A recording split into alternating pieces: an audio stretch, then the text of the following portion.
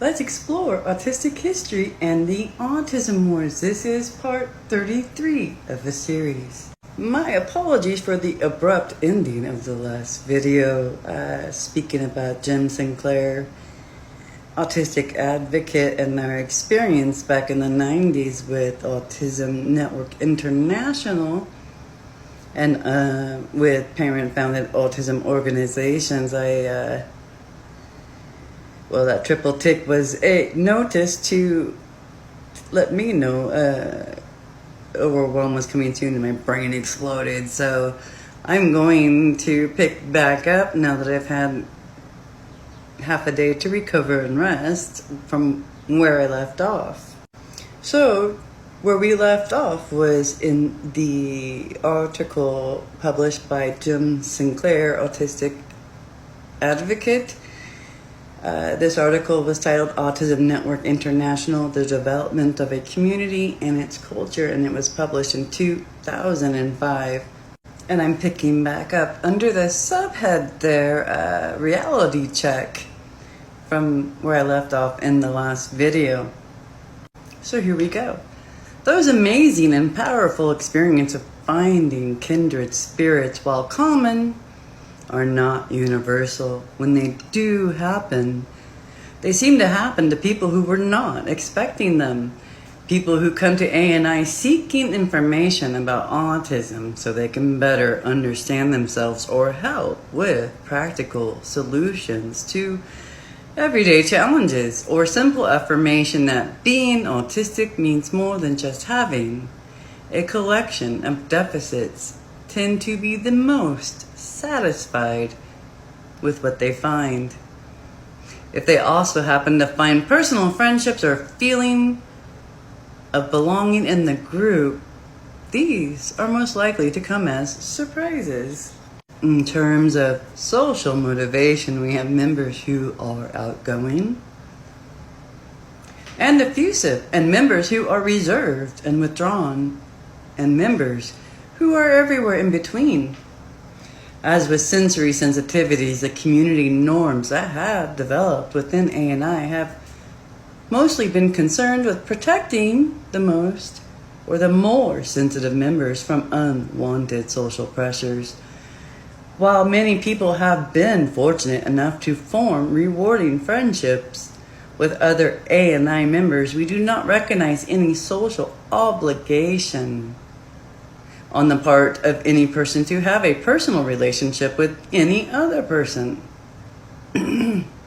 So people are likely to be disappointed if they join ANI expecting that all the other members will automatically like them and befriend them and want to socialize with them, or will automatically agree with all their opinions and have the same life experiences they've had.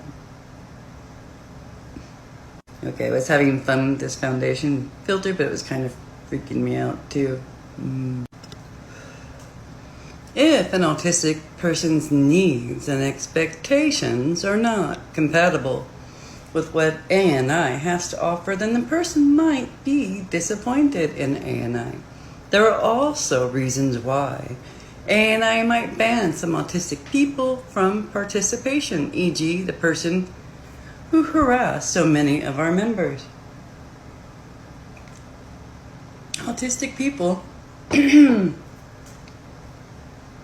Autistic people as a group are not all innocent and perfect.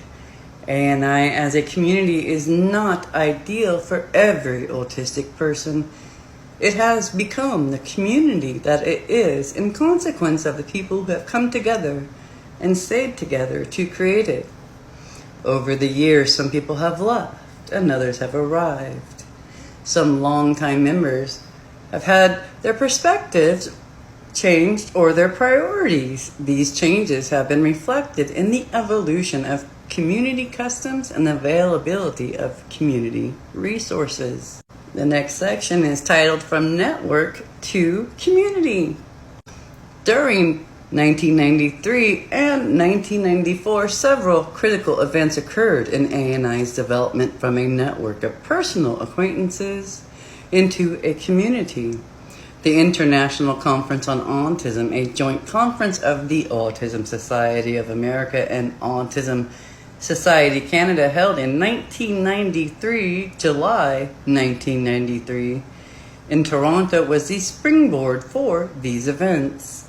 In many ways, this conference was similar to other autism conferences that our small group of friends had been involved with.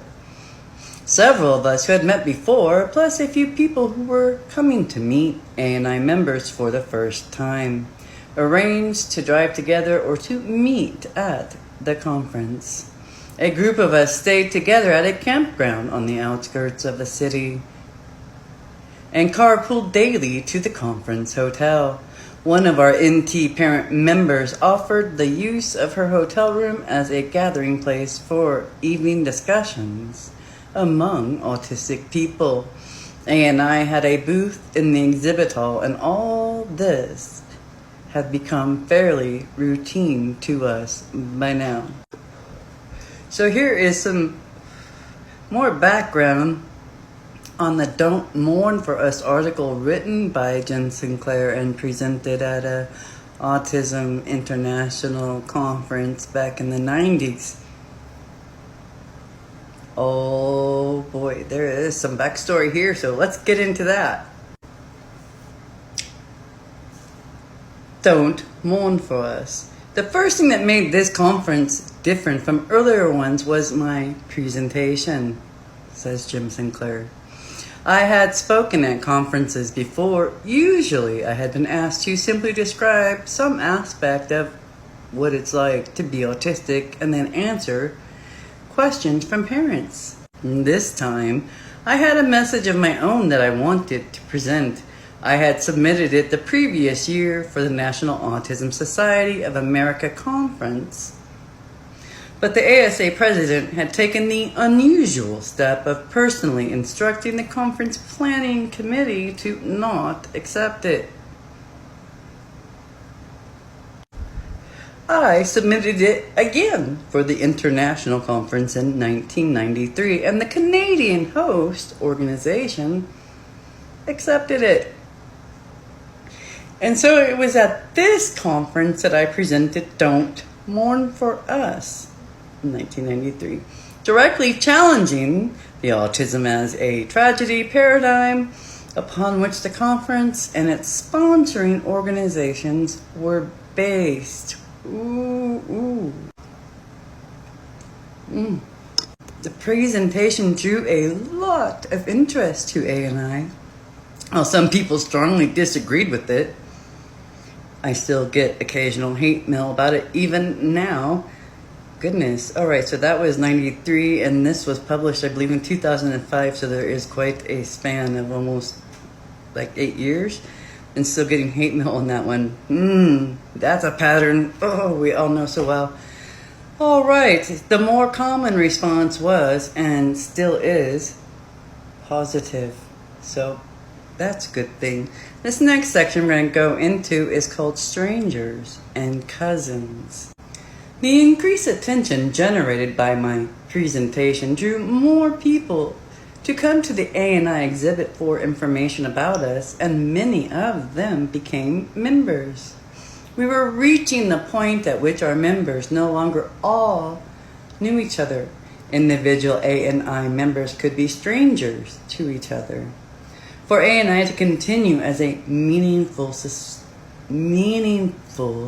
social entity, it had to be an entity that provided a common home, even for people who did not have personal relationships with each other.